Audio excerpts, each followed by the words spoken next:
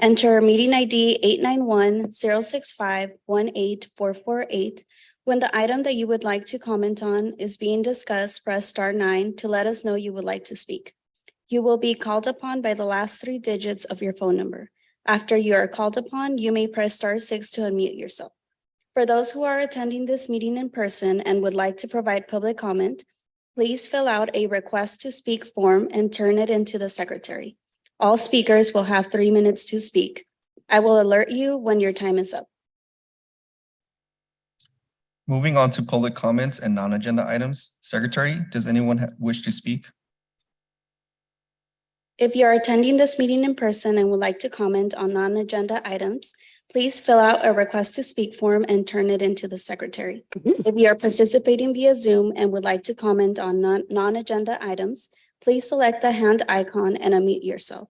If you are calling in and would like to comment on non-agenda items, please dial *9 and then *6 to unmute yourself. I will wait a few seconds.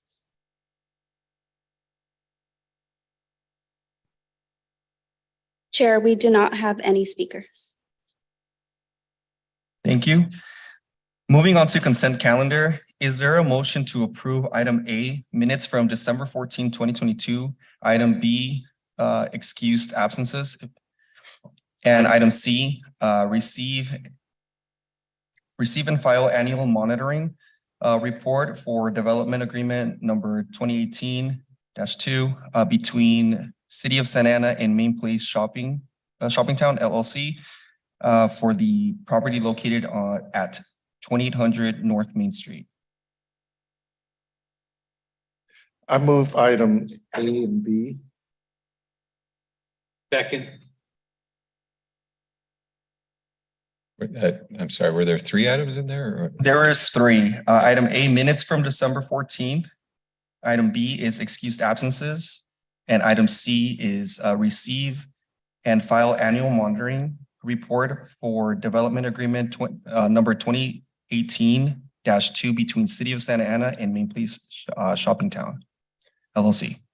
So the excused absences are? Yeah, there's 3. I just have a question about C.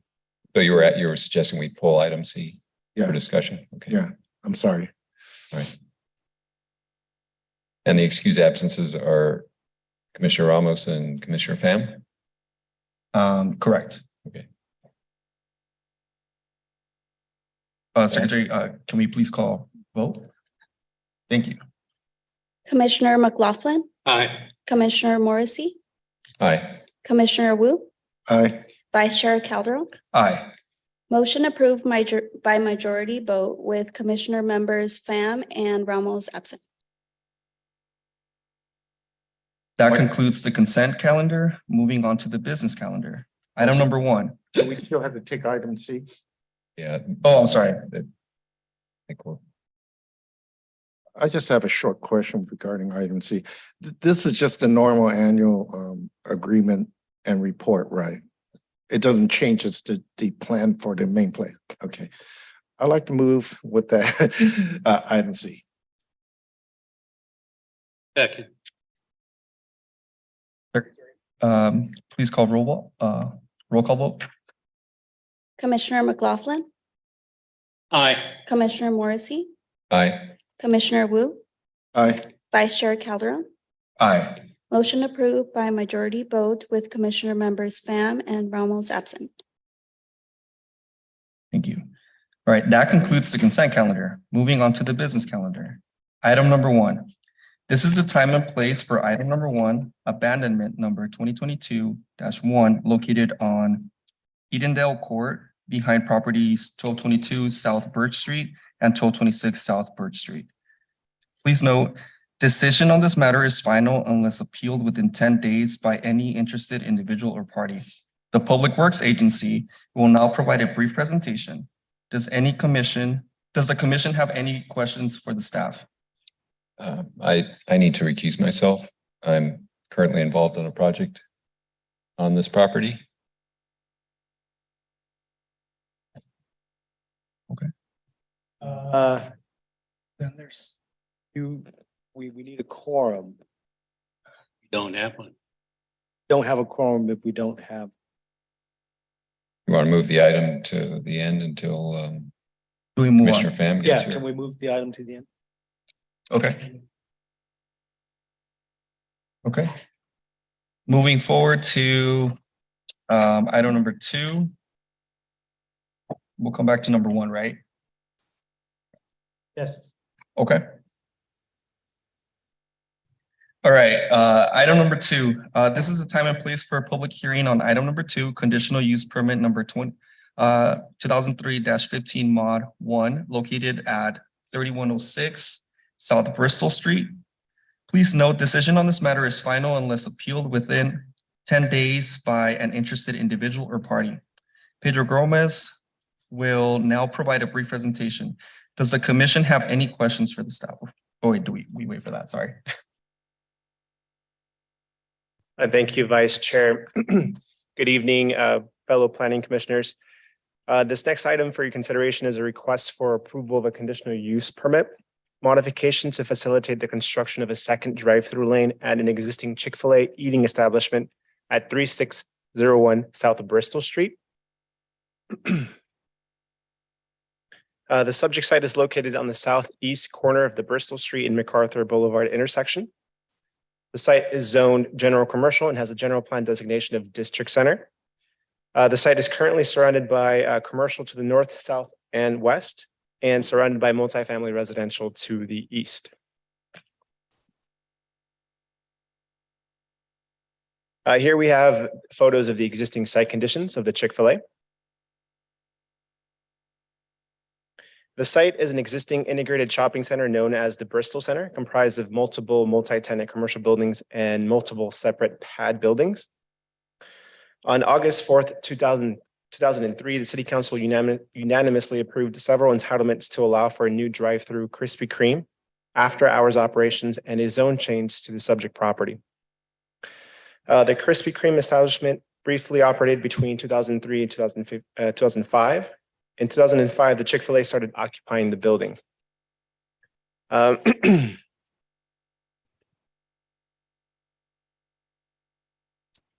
applicant originally submitted an application in July of 2001. The original project included 2 complete dual drive-through lanes extending from 2 order points to 2 pickup windows. However, this site design would have required the removal of existing mature landscaping along MacArthur Boulevard, and would have required planning commission approval for a landscape setback variance. The applicant agreed to the requested revisions, and staff worked with the applicant to instead revise the site design as it's currently presented tonight. And just a little bit more of history on the site. The liquor store building was constructed in 1972 and included a deli and a market. Since 1972, the business has operated as Craig Liquor. There has been multiple business owners through 2021. At the time that the business was originally established, the use of the building as an off-sale establishment for alcohol sales did not require conditional use permit or equivalent entitlement. The site is no longer considered legal non-conforming as of October 2021 due to the discontinued sale of alcoholic beverages for a period of 6 consecutive months. So for the project description, the scope of work includes the demolition of an existing liquor store, approximately 2,900 square feet in size, in order to accommodate an additional drive-through lane and a 630 square foot building addition. As part of the overall work, the applicant is proposing various on-site improvements, including reconfiguring of existing parking, new decorative trash enclosure, and new landscaping. Off-site improvements include the relocation of an existing driveway approach, replacement of existing streetlights, sidewalk improvements, and asphalt grinding and repaving along MacArthur Boulevard. The site currently has a vehicle access agreement for ingress and egress purposes, which will be maintained as part of the site's redevelopment. The project proposes a total of 52 parking spaces and will continue to operate Monday through Saturday between 6:30 a.m. and 11 p.m. and no after hours of operation are proposed at this time. The next couple of slides provide information on the proposed site plan, landscaping plan, floor plan, and elevations. As shown on the site plan, the additional drive-through lane will be limited to the ordering menu board area 2 drive-through lanes will be available for ordering, which will then merge into 1 drive-through lane for pickup window services. And that can be seen on the site plan here. You have 2 lanes merging into 1. To accommodate the expansion into the adjoining property, the existing liquor store will be demolished, and it's currently located here, will be demolished to create additional parking to accommodate the drive-through use. The existing drive-through approach on Bristol Street will remain in place, whereas the project proposes shifting the drive approach on MacArthur Boulevard approximately 74 feet to the east in order to accommodate the location of the repositioned drive aisle. And that's here. Each lane is proposed to have vehicle stacking lanes of at least 80 feet from the center of the pickup window and 80 feet from the order point. Vehicles will exit the existing drive-through lane with the option to turn right onto Bristol or the split lane option to go straight or to turn left onto the shopping center. And that option is here. To accommodate this additional traffic option, an existing concrete curb will be removed. The split lane option will provide an improved traffic circulation than the current design and would eliminate the potential of stacking and queuing concerns. And here we just have the proposed landscaping identified. The additional site improvements include parking and planters as seen on the landscape plan. And as shown on the floor plan, the proposed 630 square foot addition will not affect the existing dining room, restroom, or kitchen configuration. The addition will instead accommodate an additional multi-purpose or service yard area intended for the eating establishment back of house. And as you can see on these elevations, the addition will maintain the current architectural style, which includes an earth tone color palette, thin stone veneer, smooth stucco finishes, canopies, and trim. And these are just other elevations for the west and east elevation. The proposed extension is designed and intended to generate the least amount of impacts as possible. The drive-through lane meets the city's stacking requirements and will accommodate approximately 19 vehicles divided between both lanes without disrupting Bristol Street, the site's drive aisles, or on-site parking spaces. Second lane would allow for additional queuing capacity, avoid the disrupting of vehicle circulation, and provide adequate space for vehicles to maneuver through the project site and drive-through lane. In addition, the redesign of the drive-through will provide for additional parking on site. The project has also been designed to be consistent with several goals and policies of the city's general plan, including goal LU2, LU3, EP1, and EP3. The project will allow for additional service to residents and visitors, thereby positively contributing to the economic viability of the area by promoting local spending, offering employment opportunities, and providing a safe workplace. In addition, the applicant is making an investment to rehab the site to allow for a safe and attractive establishment by improving circulation throughout. The proposed improvements would preserve the character of the existing commercial area and would help generate additional economic growth and stability in the city by further activating a prominent street corner. And then lastly, the project would help the applicant to enhance their business offerings and compete with nearby full service restaurants that offer similar services with a dual drive-through lane.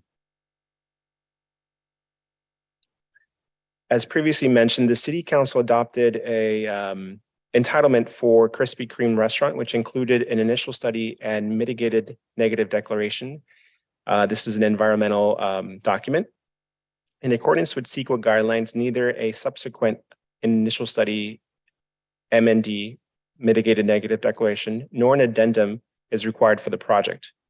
The improvements would not result in new significant environmental effects or a substantial increase in the severity of the previously identified effects under the MND, so the project will not result in substantial changes or require revisions.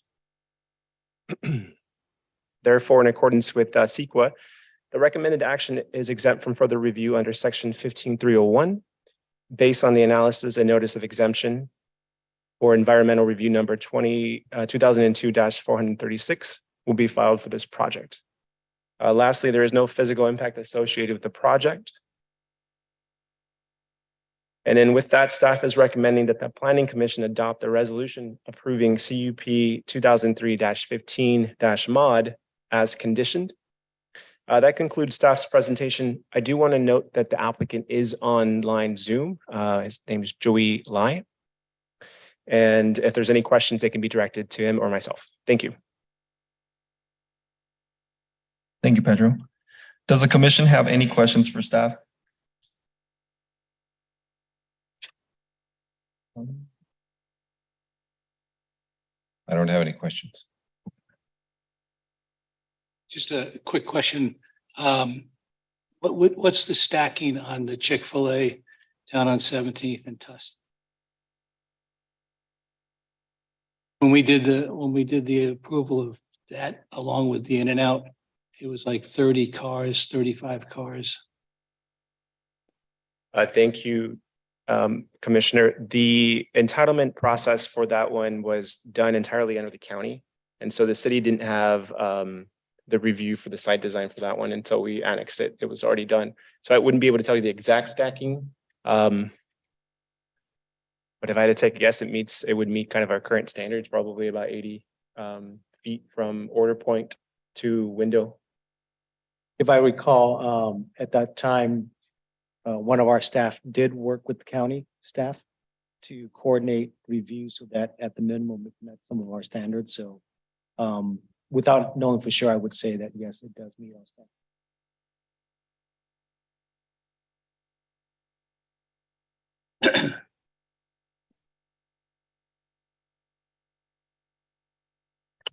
Commissioner Laughlin, any more questions or comments? Good. All right, I just have a question. So I frequently go to Chick-fil-A, this specific location. So my question, or I guess, help me understand the flow of traffic when it starts. You're saying it's going to be more expanded, right? Like outwards. So the flow of traffic, ideally, is it coming from MacArthur or is it coming from Bristol? Because for the businesses like Kicking Crab, Baskin Robbins, Chicken Maison are like in that corner, right? Like right next to it. So when people are driving, I've noticed that the car flow gets all jammed up in there. So are we going to have like a direction of like which way the car flow is going to go? Or is it just like people from Bristol and MacArthur can just like just jam in there? Thank you, Vice Chair. If I understood your question, your concern is about when vehicles enter on MacArthur and on Bristol, how they convene into the drive aisle. Yes. Or the drive lane. Okay. During like peak hours, like how would that work? Correct. It would work similar to what the existing conditions are now on site, except that was an informal kind of dual lane. Yeah. So what they're doing is formalizing that dual lane here by extending the existing drive aisle approach from here to here. It kind of relieves the congestion and queuing of cars currently backing up onto MacArthur to allow for a greater circulation through this drive aisle to allow for more cars to then queue here. The idea would be that while these are being serviced, team members are taking their orders and they're ordering that these would eventually kind of merge into this one lane, relieving the stacking on this drive aisle and this drive aisle. So it's supposed to be for an improved kind of circulation pattern. Gotcha. Okay, that makes sense. Thank you. Okay. Yes. Okay, recording secretary, do we have, have we received any written communication? We have not received any written communication. Okay. The public hearing is now open. Sorry, so next one, right? So would the applicant like to speak on this matter? Yes, I unmuted myself. Hi, good evening, commissioners, vice chair and staff. My name is Joey Lee. I'm a representative for Chick-fil-A. I am the development manager for this project. I'm just available to present and answer any questions that you guys have. But I think we concur with everything that Pedro has mentioned and presented in his staff report. But we're happy to answer any other questions that you might have. Does the commission have any questions for the applicant? Commissioner McLaughlin? I have no further questions. Okay. And I have no questions. One second.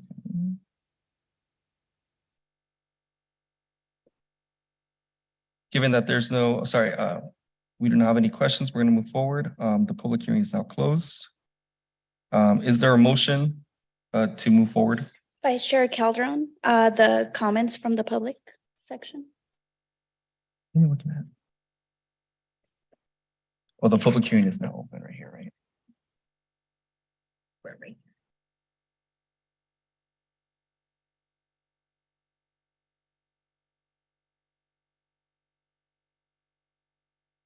There's something was wrong.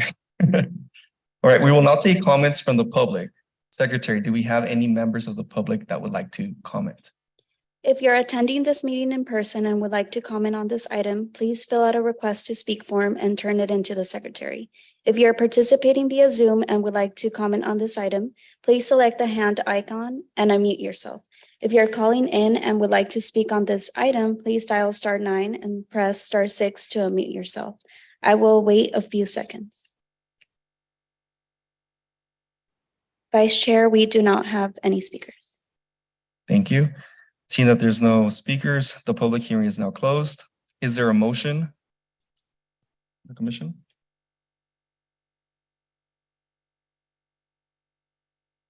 I'd like to make a motion to approve. I don't have the item number in front of me. I'm sorry. UP 2003-15 mod 1 as conditioned. And then can I second? Yeah, right. And I'll second it. Secretary, please call, roll call vote, please. Commissioner McLaughlin, Aye. Commissioner Morrissey, Aye. Commissioner Wu, Aye. Vice Chair Calderon. Aye. Motion approved by a majority vote with Commissioner members Ramos and Chair Pham absent. Thank you. Right, moving on to item number 3. This is a time and place for public hearing on item number 3, zoning ordinance amendments number 2022-03. Please note recommendations on this matter will be forwarded to the City Council at a later date for final determination. Ricardo Soto will now provide a brief presentation.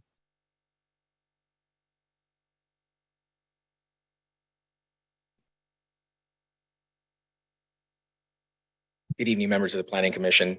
The item before you is zoning ordinance amendment number 2022-3. If adopted, the ordinance would apply citywide.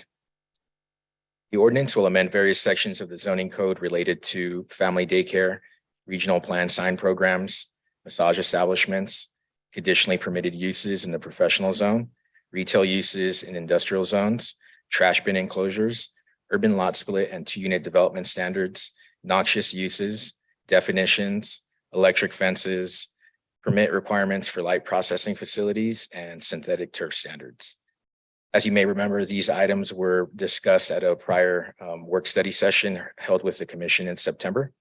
The recommended action before you is to recommend that the City Council approve this zoning ordinance amendment.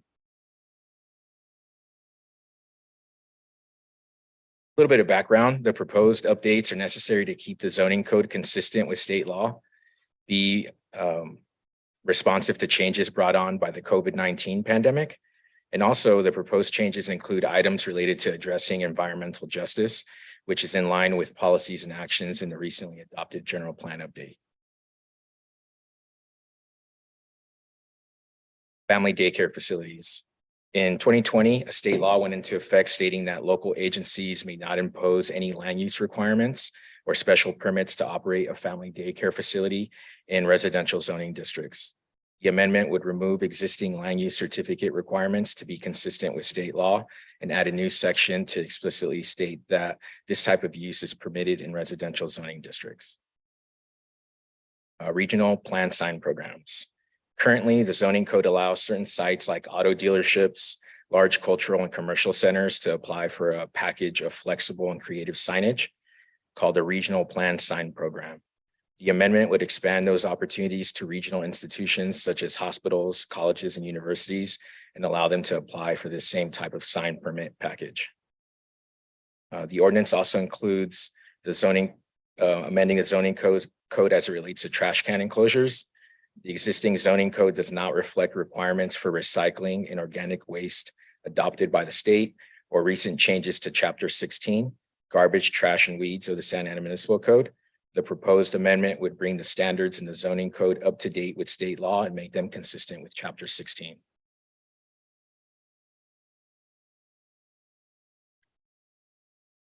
The ordinance also proposes to modify uses permitted subject to a conditional use permit in the professional zoning district to require a CUP for medical offices operated by a government subsidized, not-for-profit, or philanthropic entity.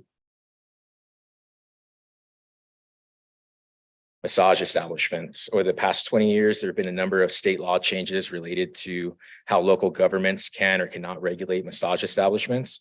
In response to those changes, the city standards have also changed. The last amendment to the city massage ordinance permitted them by right, provided they obtain a regulatory permit through the police department. What we've seen is an increase in establishments in the city, and like what has been broadly documented, these establishments are proving to present opportunities for human trafficking and other illegal activities.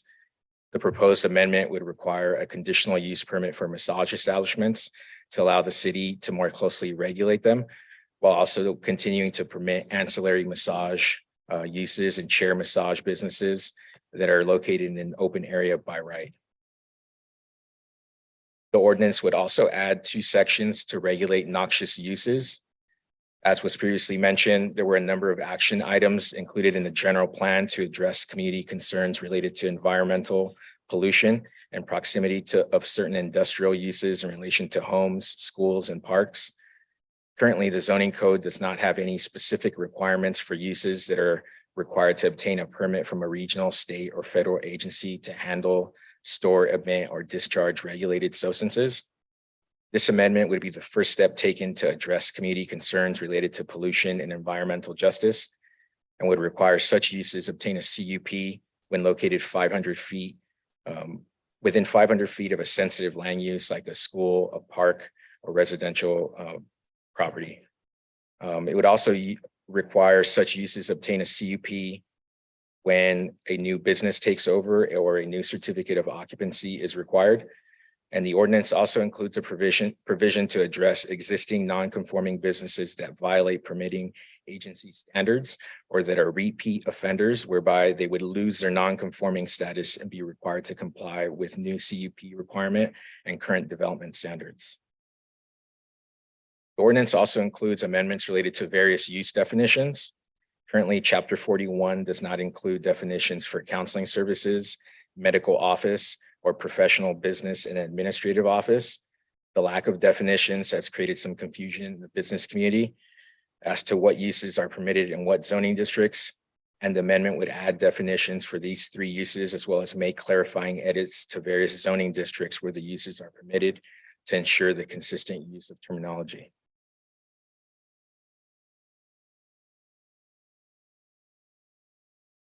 Urban lot split and 2-unit development standards. The existing ordinance requires units created under this ordinance be deed restricted as affordable, but does not specify to which level of affordability.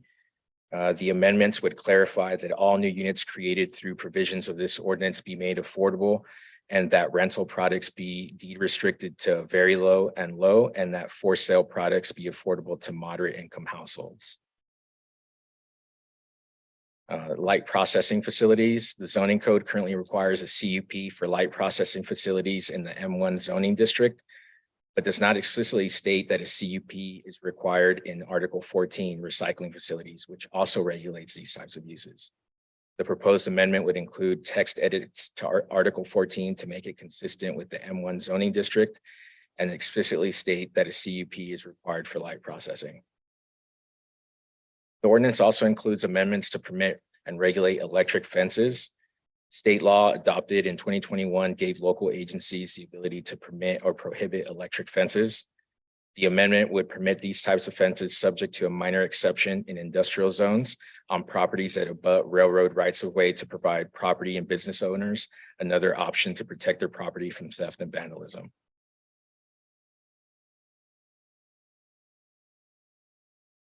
The proposed amendments also include permitting retail and industrial zones. The M1 Light Industrial Zoning District currently permits retail uses when they're ancillary to industrial uses and occupy no more than 5% of the tenant space, but does not permit retail as a primary use.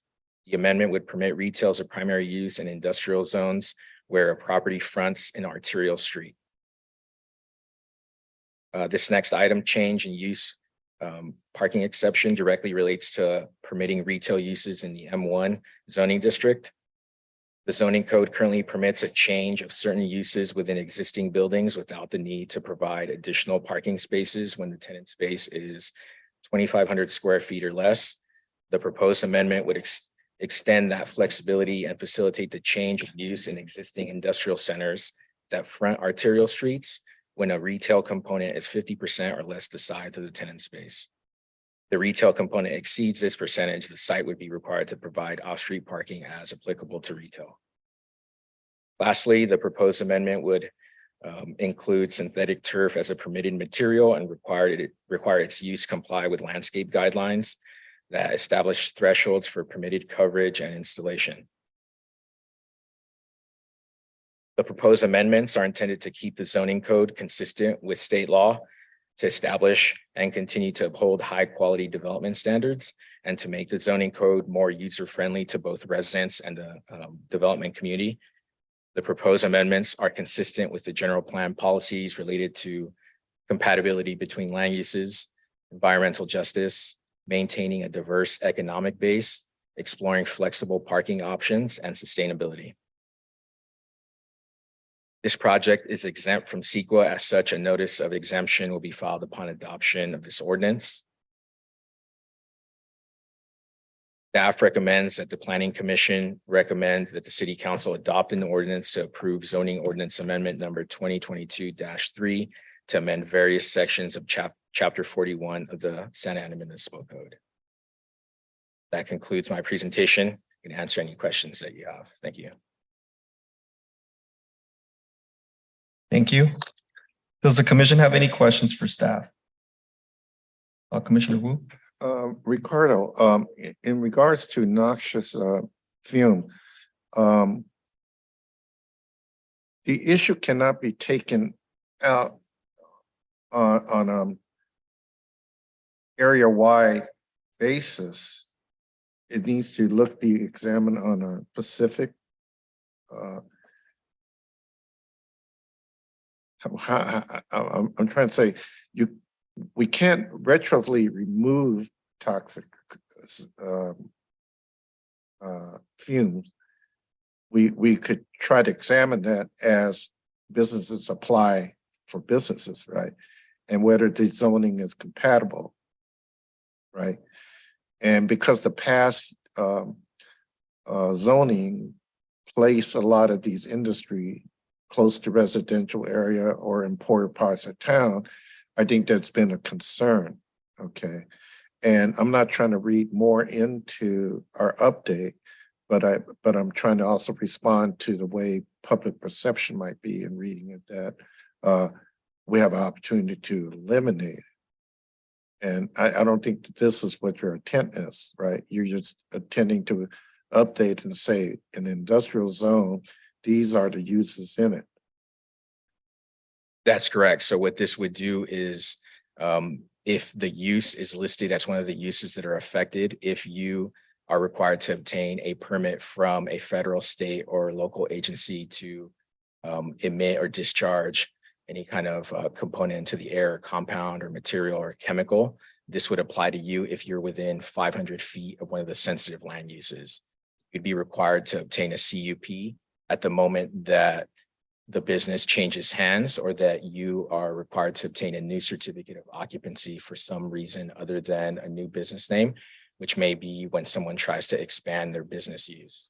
So when an entity applies for a CPUC from another governmental entity, that supersedes us? They're regulating different items. And what this would do, this would say that if you're in violation of those other agency standards and ordinances, that would constitute a violation of our municipal code and would give us enforcement authority. So, but the federal and state level have to kind of look at it in the county before we get to look at it? Or do we look at it first and say, we don't want that in our community?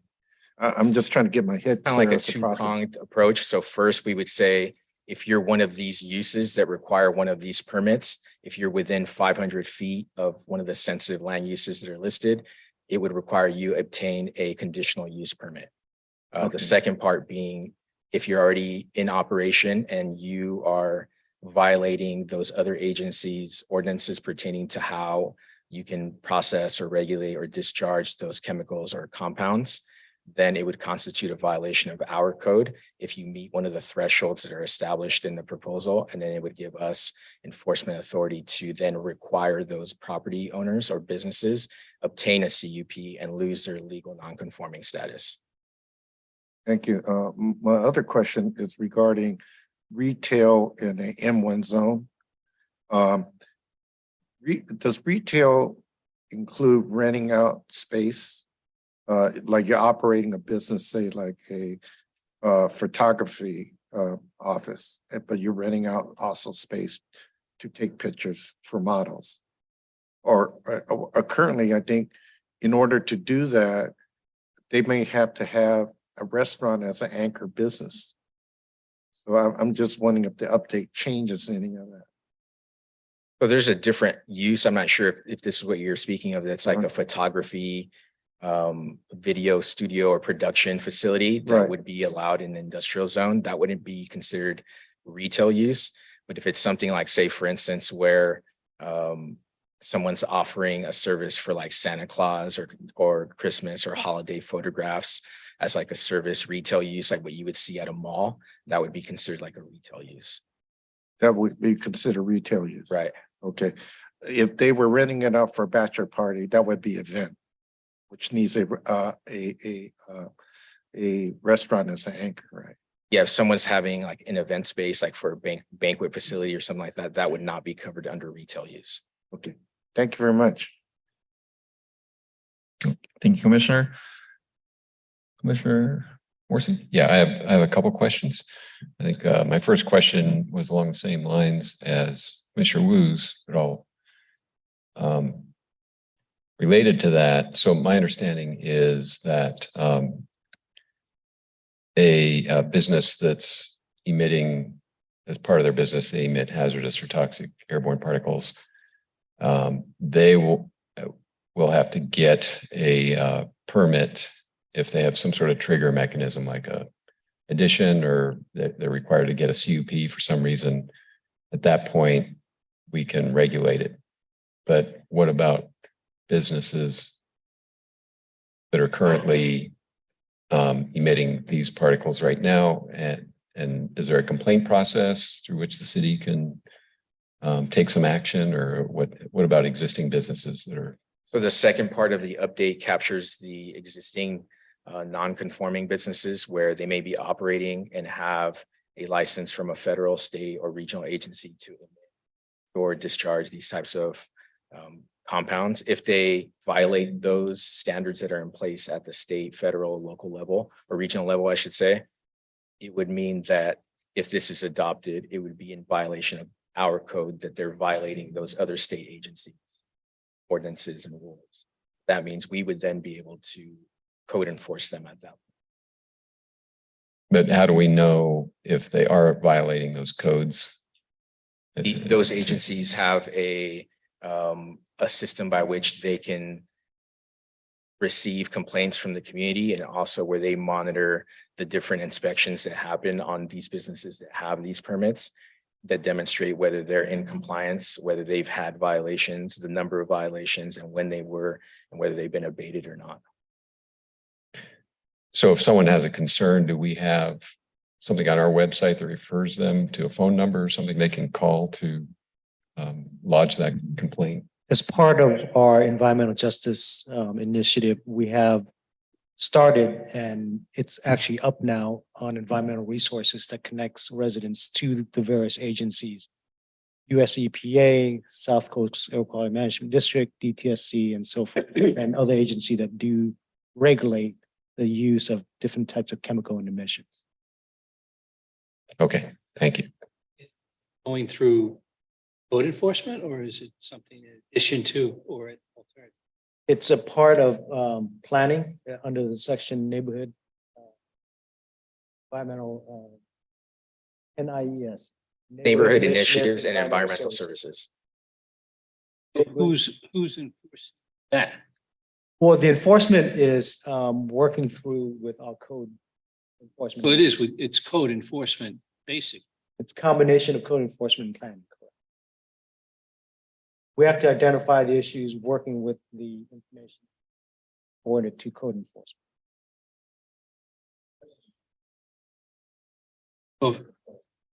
So if action has to be taken, it's taken code enforcement? Or is it- Okay. You go out there and do that. So, Code so the, enforcement. so the complaint goes to the. I just want to see if you'd bite. During on the that. holidays, Min goes out there. Want to see if you'd bite on that. So, I'm ahead. sorry, the complaint comes into the EPA, the EPA takes some sort of action. How do we find out about the EPA's or whatever So federal we're- governing authorities We're action? working with the various agency to form a communication process. For example, AQMD will forward to us violation notices that they issue. DTSC, we have a contact with them, and we're beginning our contact also with the US EPA. Our goal is to be able to establish a communication process whereby we would be notified of the various potential or violations. Perfect, thank you. I guess I have another question regarding the artificial turf. I was a little bit confused by page 159, kind of the summary. Maybe I see if I understand it. It says projects that are not subject to the water efficiency landscape standards are permitted to use synthetic turf. So what kind of projects are we talking about? Am I understanding it's only projects that are not subject to water efficiency landscape standards? But currently, there's a couple of thresholds established in the water efficiency ordinance. If you fall below those, then you wouldn't have to submit like a landscape plan drafted by a certified architect or someone or a professional in the field, and you would not be subject to those standards.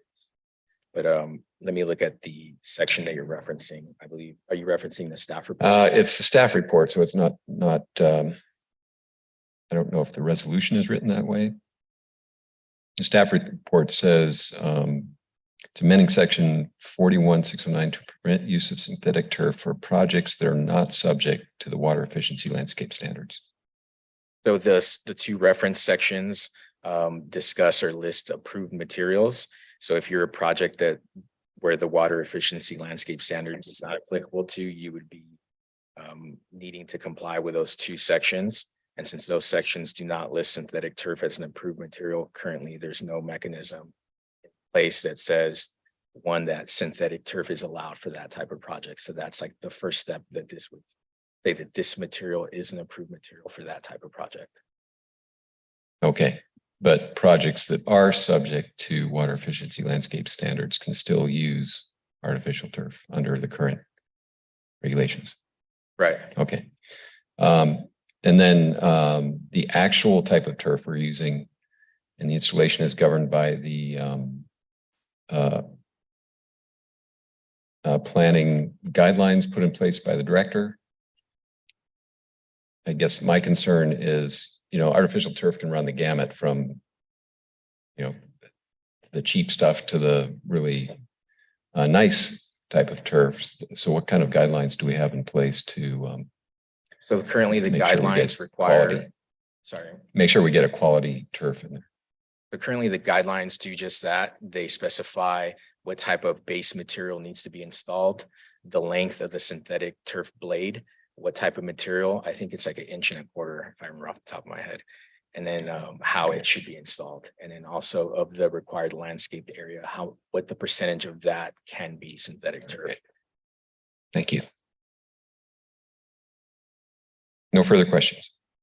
Thank you, commissioners. I don't have any questions for staff. Recording secretary, have we Okay. received any written One communication? second. Sure. Yeah, one. So looking at this list, last time we looked at this list, it's gotten longer. And my question is, obviously, we've added things along the way. Is this it from the standpoint of changes we're gonna make? Other iteration, 6 months from now, 6 weeks from now? How is it, how are we playing that out? So I would look at this as a continual improvement or sharpening of our development standards where there isn't like a set point where we're done, where we continue to look at the development code for opportunities to make improvements, to clarify and to address the goals and actions that we have in our general plan update. So we're going to continue to bring updates before the Planning Commission. Ultimately, we're going to have a comprehensive zoning code update that we would like to bring forward. That's going to look at the entire zoning code as well as reformatting and looking at all the different specific plans that all kind of come together in a puzzle that form the city's development standards. What kind of scope are we talking about with respect to that? Is that something 6 months or 6 years? It's going to be, we think it's going to be a fairly large project, not of the same scale as a general plan update, but we anticipate it take or from a year to year and a half to complete.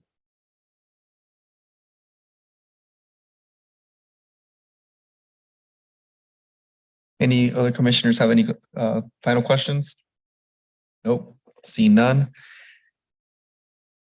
Recording secretary, have we received any written communication?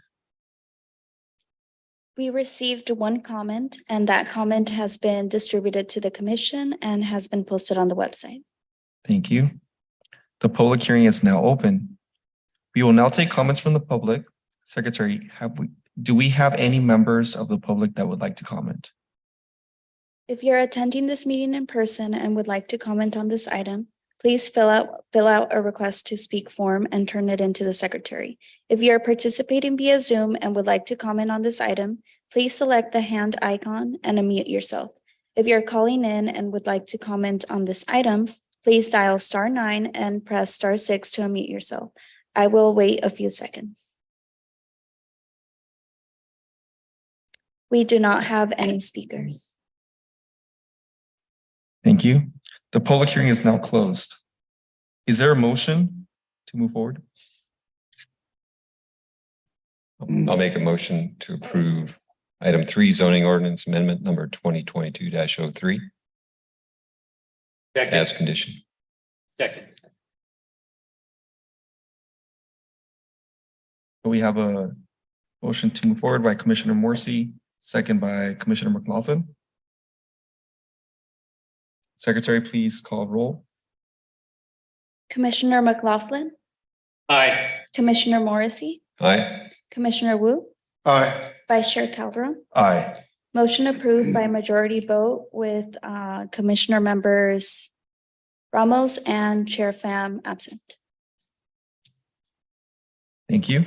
All right, this is the time and place for public hearing item number 4, conditional use permit 2022-20 and conditional use permit 2022-22 located at 2800 North Main Street.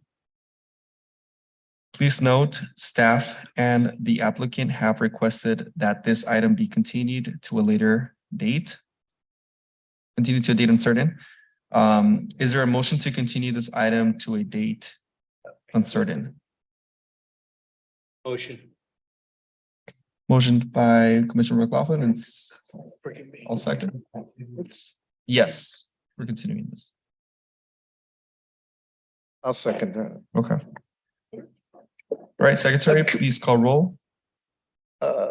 Commissioner McLaughlin. Chairman, if I just may interject for a moment Sure. before proceedings continue. I believe here Commissioner Morrissey had indicated at the outset of this item when it was originally called that he may be disqualified. No, this one is. Oh, forgive me. I apologize. And Okay, item 4 is on main place, right? yeah. So we're continuing the item number 4. It's 74,000 square feet. of entertainment. Yes. Okay, Secretary, please call roll. Commissioner McLaughlin, Aye. Commissioner Morrissey, Aye. Commissioner Wu, Aye. Vice Chair Calderon. Aye. Motion approved by majority vote with Commissioner members Ramos and Chair Pham absent. Thank you.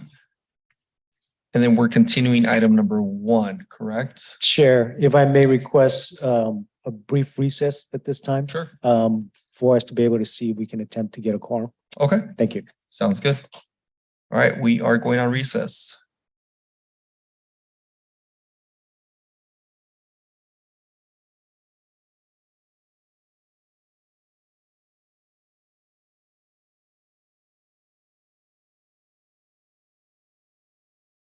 Planning staff, Jerry, you still here?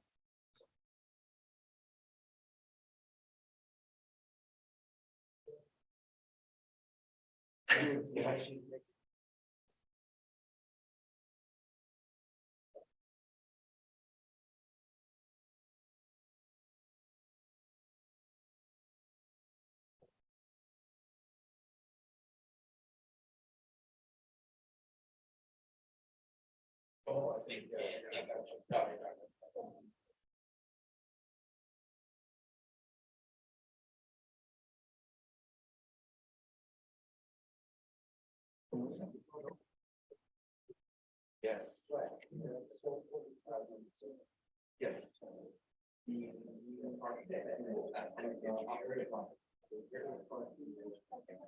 I do not. Yeah.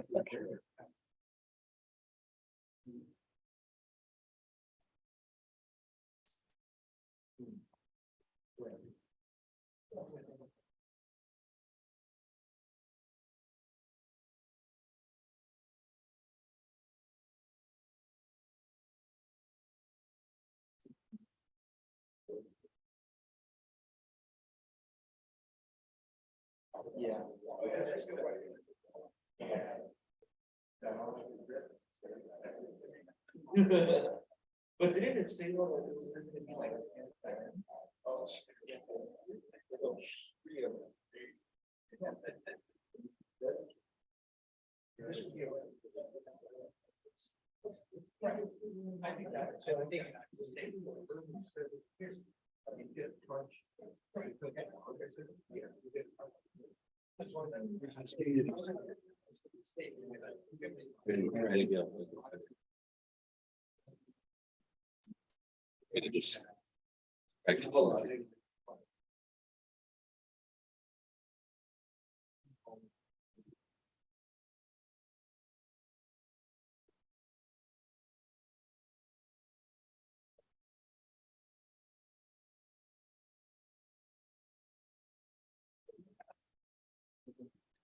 Good.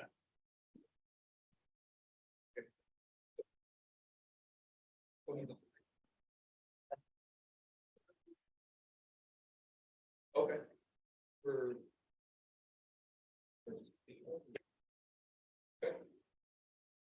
Yeah, we'll All right. move forward with it. Move forward with it. We're on item number 4. Okay. So this is the time and place. Sorry, we are resuming, correct? Okay, we are resuming. This is the time and place for the public hearing on item number 4, conditional use permit number 2022-20 and conditional use permit number 2022-22 Excuse me, located. I'm sorry to interrupt. It's for item number. Oh, we're doing item number 1. That's right.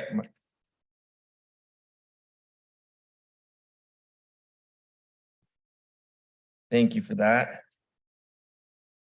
We are resuming to item number 1. This is the time and place for item number 1, abandonment number 2022-01, located at Endale Court behind properties 1222 South Birch Street and 1226 South Birch Street. Please note, decision on this matter is final unless appealed within 10 days by an interested individual or party. The Public Works Agency will now provide a brief presentation. Thank you, Chair. Before we begin Take's presentation tonight, our city attorney would like to provide brief explanation as to the participation of Commissioner Morrissey as part of this hearing process. Thank you, Executive Director Tai. At the outset of these proceedings, originally, Commissioner Morrissey stated for the record that he believed he may have potentially disqualifying conflict of interest here that may preclude him from voting on this matter. I would advise you that a public official is legally required to participate in the making of a decision like this when there exists no alternative source of the decision. This is an exception to the general rule of disqualification in the instance of a conflict. This scenario typically arises in one just like this, when a commission is unable to assemble a quorum, when one or more of its members believes that he or she has a conflict of interest. In this scenario, ordinarily, the official has to disclose what you think the conflict of interest may be, and then that you don't believe there is any alternate source of the decision to be made in your absence. And once that is done, then the official can proceed in participating in the decision and taking a vote. Okay. Thank you for that. Yep, our firm is currently under contract for the owner on the affected part of the property. So that's why I was recusing myself. There really is no financial conflict, but just out of an abundance of caution, that's why I suggested that I recuse myself. I would also add here that the ultimate decision here, it's a recommendation, a conformity finding, if you will, rather than an ultimate approval or otherwise of a project. Thank you, Chair. Continue. Just to clarify, Commissioner Tom, your firm is represented and not you personally. I was involved in the project, so but the firm is under contract. Okay. Please continue. Hey, yeah, go. Mr. Morris's firm. One section, which is not part of what we're talking Sure. Thank you. Good evening.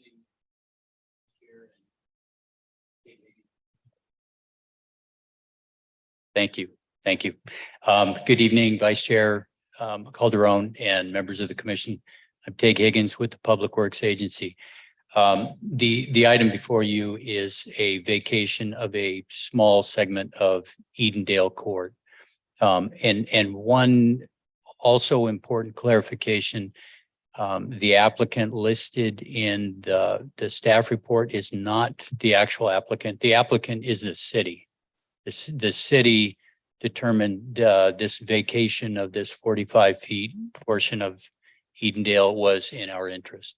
I want to direct you to the view that's up now, that the particular segment that is the subject of the vacation is the area in blue. It is an area that has, as far as we could tell in all of our research, has not been improved with roadway, in fact, ever. It was dedicated to the city in 1924 with the original subdivision, has never been improved. There are segments of the roadway that have been. It's generally the westerly half has been improved. So it is the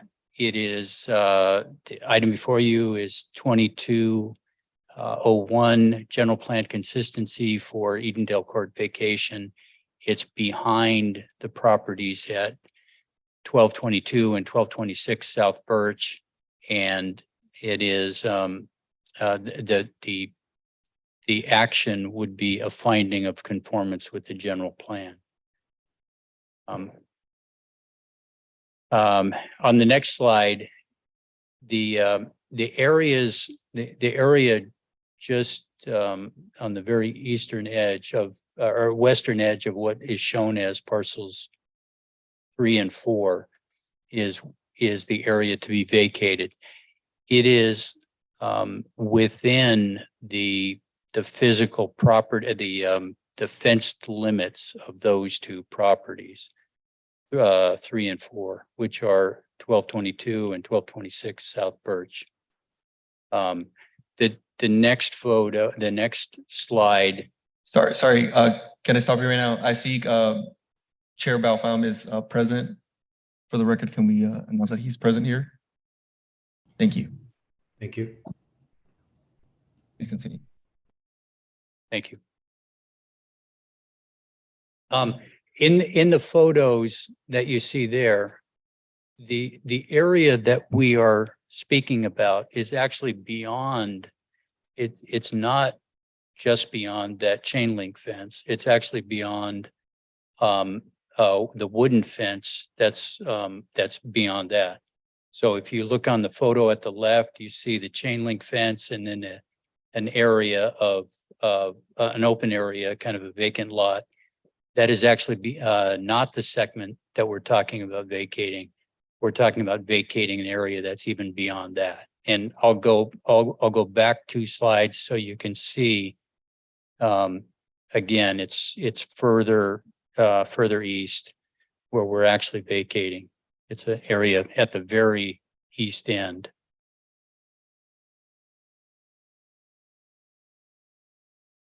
So the recommendation is a finding of general plan consistency for a number of reasons. It's consistent with the complete streets design policy and the mobility element, the neighborhood traffic policy, the roadway capacity alternatives, and the infrastructure condition policy in the general plan. You know, again, as I say, this is something that the city staff has determined it would be in the city's interest to get rid of this land. It goes through after tonight's meeting, assuming planning commission finds consistency, it goes through a couple of meetings with the city council, and then we do the vacation, and then it would revert that segment, that 45-foot area would then revert to the property owners, that front Ross. So that is the end of the presentation. The recommendation is to adopt general plan conformity for Edendale, that portion of Edendale Court. The abandonment, the vacation number is 22-01. And I'm here to answer questions. Thank you. Question, do I keep going or does Chair Bao take over? If the chair is on the line, then he can. It's really up to him. If he would like you to proceed, you can do that as well. Okay. I'd also add that with the chair present, then Commissioner Morrissey, you're no longer legally required to vote. Now that we have a quorum, that is. Thank you. Miguel, go ahead. I think I kind of jumped in halfway. Just go ahead and run the meeting. Okay. All right. Thank you. Yeah. All right. Does the commission have any questions for staff? I have a question for just clarity, so I understand, because I'm having trouble looking at the photo. So the end of Eden Court is here. It is a strip going to here to the chain link fence and beyond, right? So currently it's a street, but it dead end where the fence is. That's correct. So the idea is to vacate that area and revert back to the homeowners that abuts it in the cul-de-sac? Partially, yes. Let me go back to this slide. This slide here would show the after condition of the vacation. This is the after. Yes. So that where the car ends there to the dirt lot is where the street will end. Our long-term plan is to extend Edendale to where that little dirt lot is. It's again about 45 feet. It's not a long distance, but we would extend it. And these are ridiculous questions, but for removal of trash and ingress and egress of all those properties not affected by that vacation of that street, right? No, absolutely not. The segment that we're talking about tonight, there is no use of it today and hasn't been for, again, as far as we can tell, over 50 years. And I don't think it's ever been in use as a street. So it basically just cleans up that little dirt area before it Yes. gets to a tree. It cleans up the area to the right on the photo there. Oh, to the right. Right of Going that. down. Yeah, Do you Okay. mind using the cursor for reference? I'm sorry. yes. So yeah, thank you for that suggestion. This area here will remain public. The area that we are talking about vacating tonight is this area here. Oh, That is actually today street right of way. And but it's technically legally street right of way, but it has been incorporated into, where'd my cursor go? Sorry, I lost it. There it is. It has been incorporated into this property and that property. so homeowners in 3 and 4 will be impacted by it. By the vacation, they would gain. They will, that property will revert to them. It's their, considered their underlying fee. The reversionary rights are to those property owners. Okay. And so we'll, if and when we vacate, the property Going would to the revert to them. top of the page, I see more vacant area. Is there any plans for that or those homeowners or just not a lack of watering? Yes, To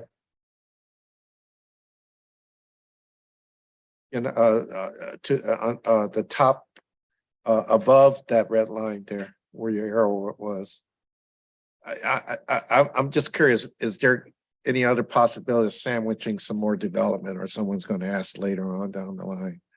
yeah, I don't know. I Okay. don't know.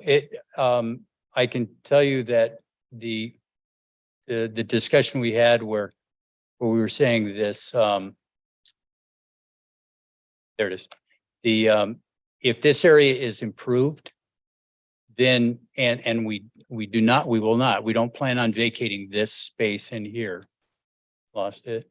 But by There it is. improved, are you improving suite wise or landscaping wise? Because we have another pressure of more open space. Well, it's such a narrow roadway. It's 30 feet wide. Okay. This right of way is 30 feet wide.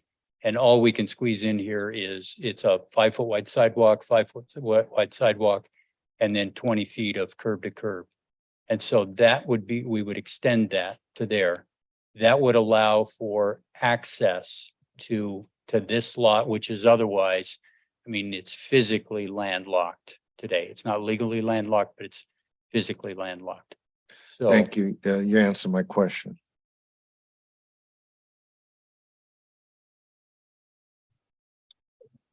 Commissioner McLaughlin, do you have any questions? Out of curiosity, I mean, what's the size of those areas?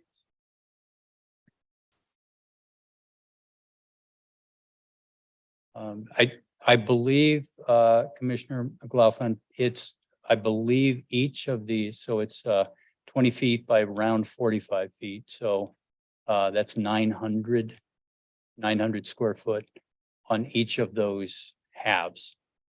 Not much that could go in there. As far as infill goes. On that little space that we're vacating, that we're talking about tonight, there's not much. It will, the expectation is it will be incorporated to each of those properties. One of the discussions we've had with Mrs. Older, who's parcel 3 there, 126 is before we vacate, before this vacation is all fully done, there will be some lot line adjustments just to clean up all the lines out there and incorporate those into the property. Charged or any cost to, No, No, they're not. Typical policy when the city has a street easement and we vacate, there's no charge for the property. It's just a determination by the city council that it's not necessary for street anymore.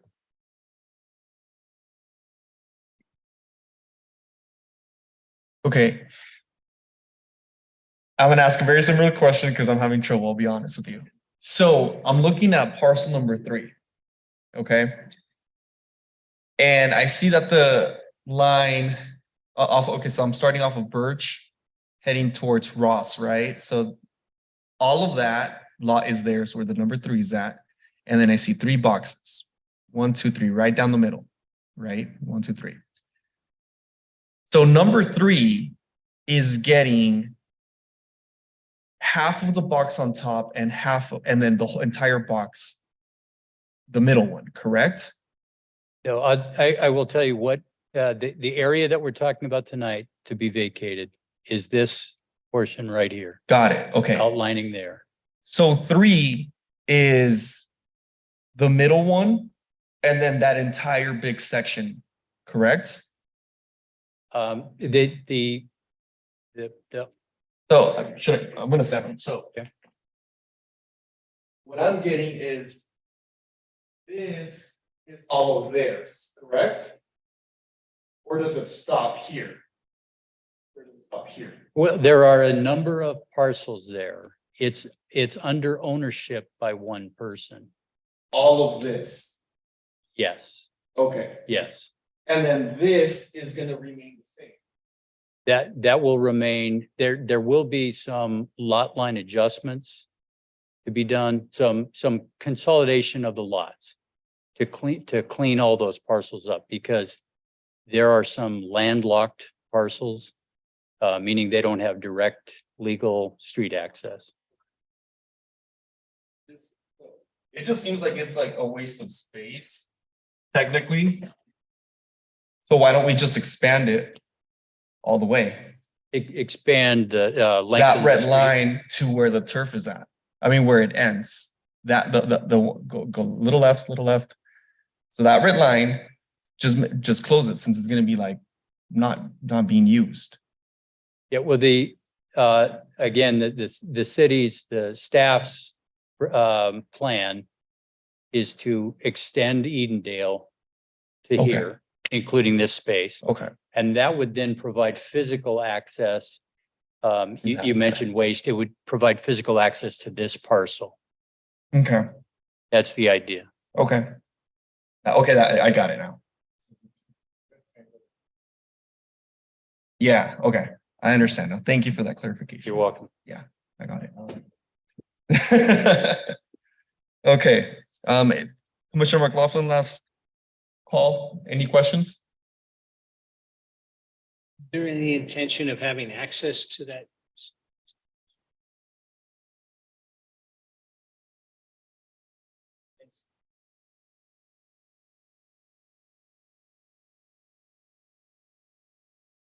The area that we're vacating, actually access to that.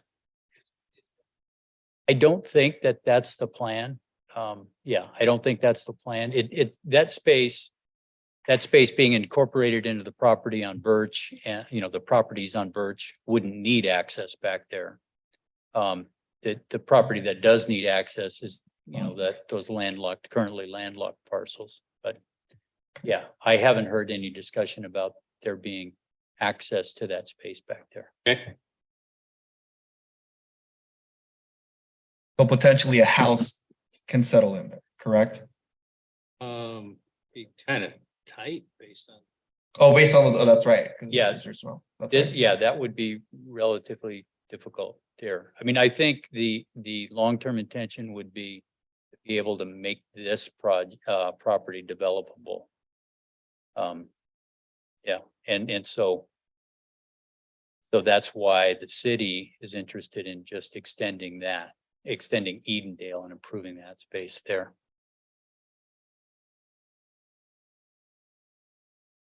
It's interesting. But I understand it. Okay. All right, Commissioner Wu. Just a editorial comment. This condition and status of Edendale Court has been kind of perplexing for many, many years. And this effectively is what we would like to do with it. Understandable. Thank you. Chair Pham, do you have any questions? No questions for me. I think I'm reviewing over the documents. Thank you. Thanks.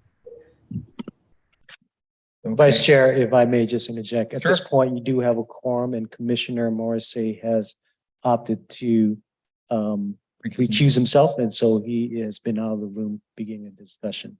Thank you. Okay, You should let the record reflect that. let the record reflect that. Thank you. Recording secretary, have we received any, we do have, right. Have we received any written communication? Or is there a member of the public that would like to speak on this comment?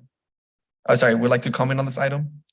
We have not received written communication. If you're attending this meeting in person and would like to comment on this item, please fill out a request to speak form and turn it into the secretary.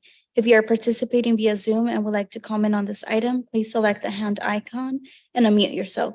If you are calling in and would like to comment on this item, please dial *9 and press *6 to unmute yourself. I will wait a few seconds. Vice Chair, we have one speaker, Ricky Older, and that request to speak form has been given to you. Thank you. Thank you, Mr. Higgins, for your help with this. This property that he's talking about has been assigned a city street, and I realize how confusing it is. And I've been dealing with it for 40 years. But it's been enclosed in that particular piece of the property all that time. And what has asked the city to propose will make it a more functional street for all of the neighbors on that block, because as he pointed out, it's a very small street. Historically, there's another court in Wilshire Square where the property, it came back and was developed. That whole Greenbelt area should have been an alley, but it never happened. And so they got tagged in. There's all kinds of silly historical things that happens, but this is probably the best thing for all of the property owners. And as I pointed out, it's really the city asking for that, because that city property, according to all the title research that we've done. And I appreciate all your help with this. And that's it. Thank you. That was it? Okay. Does the does the commission have any final questions for staff? Laughlin? No. No, and I have no questions. Okay, is there a motion? I'd like to move abandonment number 2022-01, Public Works Agency. Second. Secretary, please call roll call. Commissioner McLaughlin, Aye. Commissioner Wu, Aye. Vice Chair Calderon, Aye. Chair Pham. Aye. Motion approved by a majority vote with Commissioner Member Ramos absent and Commissioner Member Morrissey abstaining.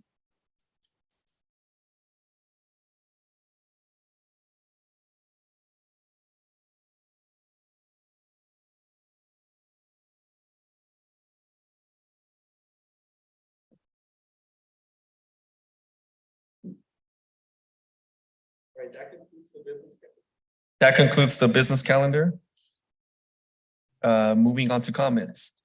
Are there any staff member comments? Thank you, Vice Chair. As we come to the close of the year, there will not be another meeting. For the rest of the remainder of 2022, I would like to be able to wish the Planning Commission very Merry Christmas, as well as a blessed new year. Appreciate working with you throughout the year and all for your support. I also want to thank our staff for their support, as well as their talent and participating and supporting the commission. So thank you and Merry Christmas, Happy Holidays. Thank you. Thank you. And then can we bring Commissioner Morrissey back? Might help. My bad.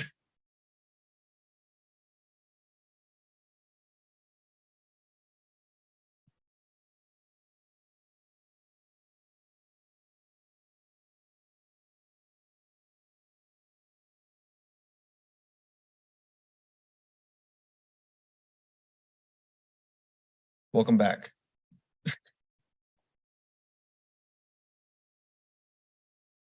Okay, are there any comments from the commissioners?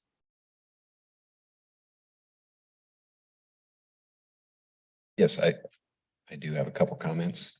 Let me get my notes up here.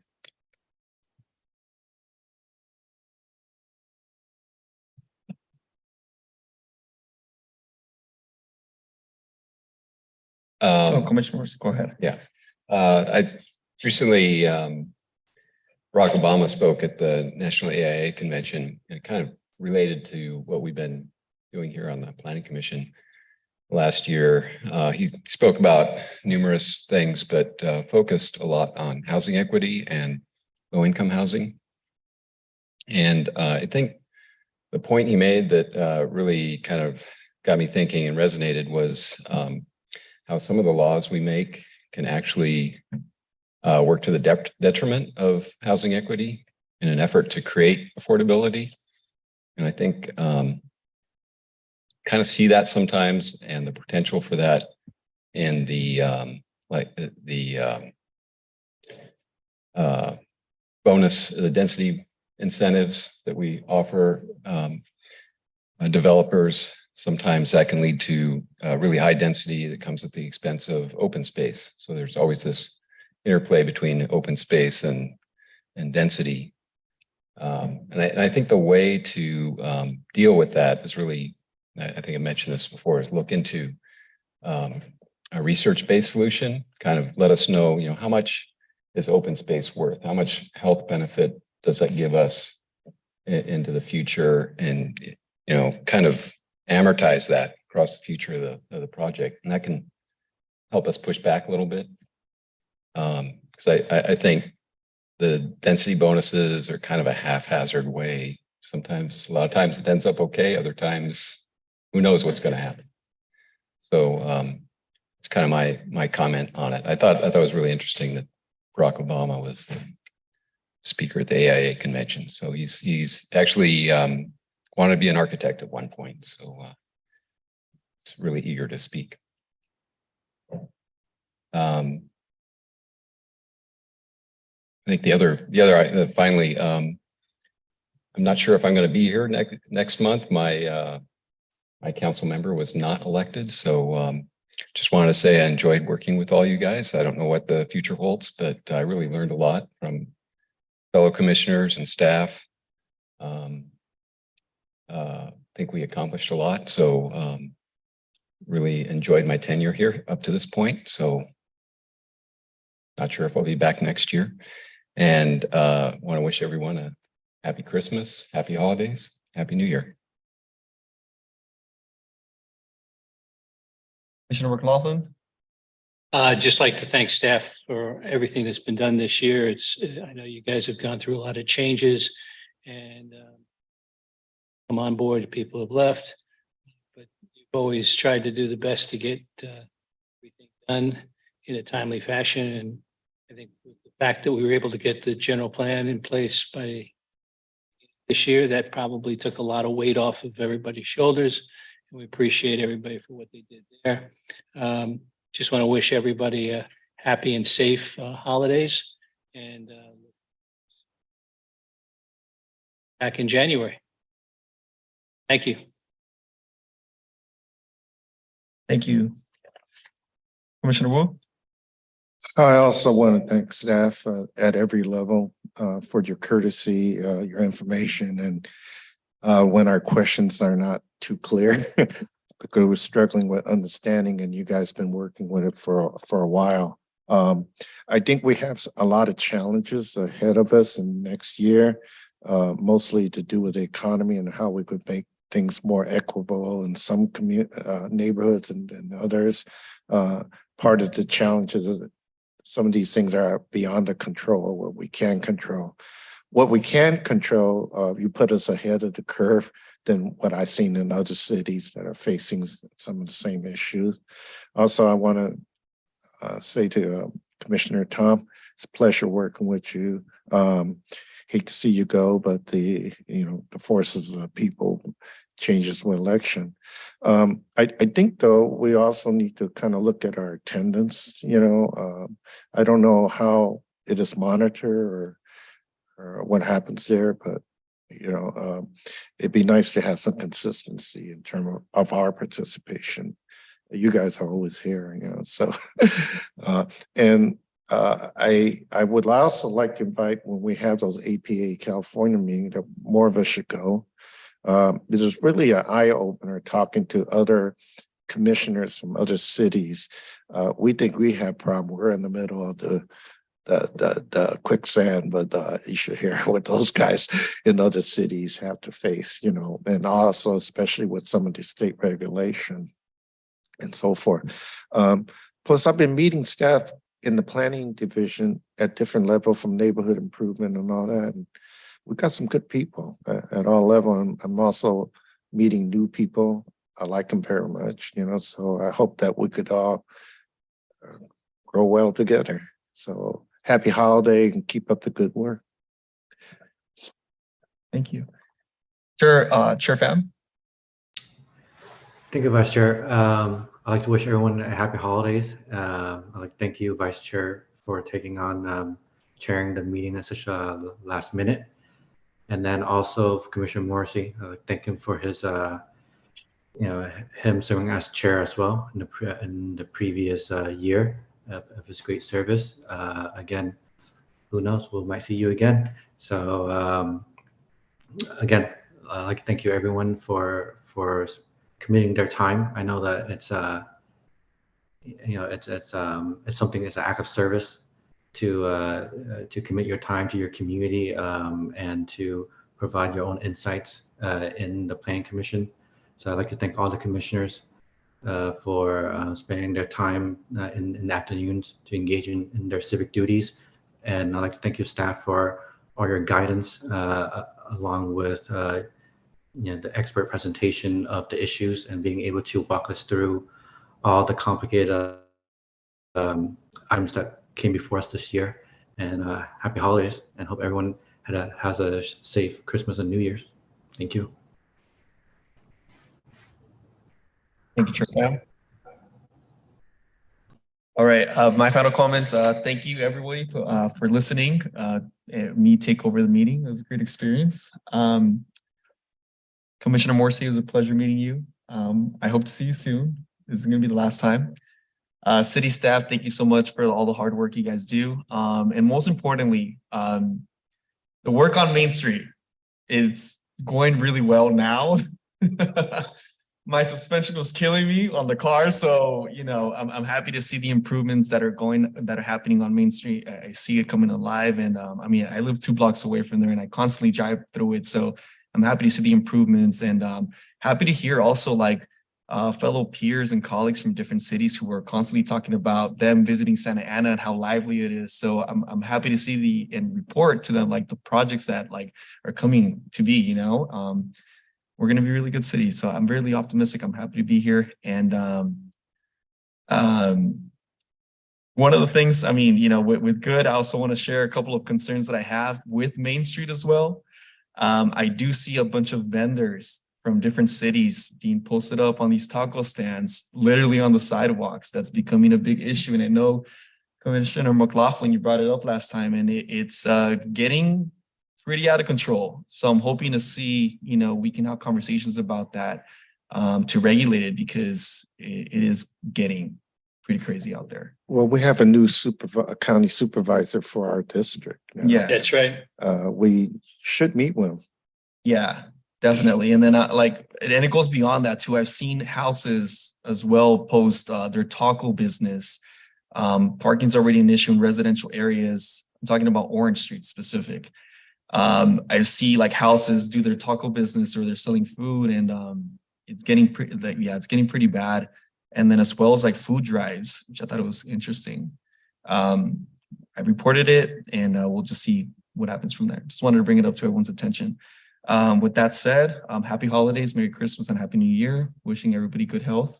And sure. I'd just like to, I didn't get a chance to thank you. So thanks for supporting us and doing what you've done.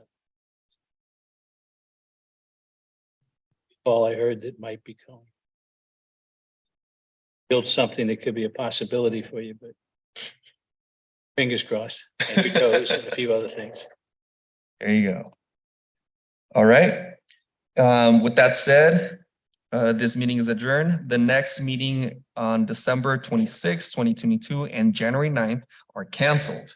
So this meeting will be adjourned to the regular meeting date of Monday, January 23rd, 2023 at 5:30 p.m. in the City Council chambers located at 22 Civic Center Plaza in Santa Ana, California, 92701. Thank you, everyone. Have a good night.